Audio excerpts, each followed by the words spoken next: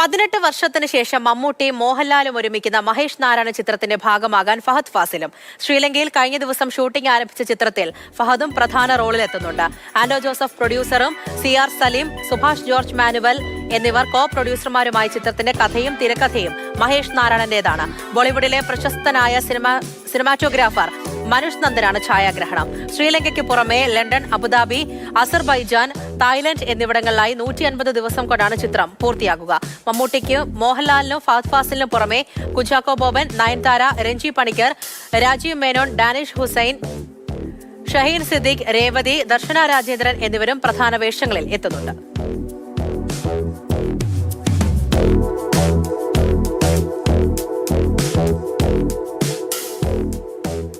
ഇതിപ്പോൾ വലിയൊരു താരനിരയുണ്ടല്ലോ. നമ്മുടെ സന്തോഷ് ജോർജ് കുളങ്ങരയുടെ സഞ്ചാരം പോലെ നിരവധി ലൊക്കേഷൻസ് ഉണ്ട്. എങ്കിലും മമ്മൂട്ടി മോഹൻലാലൊക്കെ ഒരുമിച്ചൊരു പടം ഒത്തിരി നാളുകൾക്ക് ശേഷമല്ലേ, ഇതൊന്ന് ഒരുപാട് നാളുകൾക്ക് ശേഷമാണ്.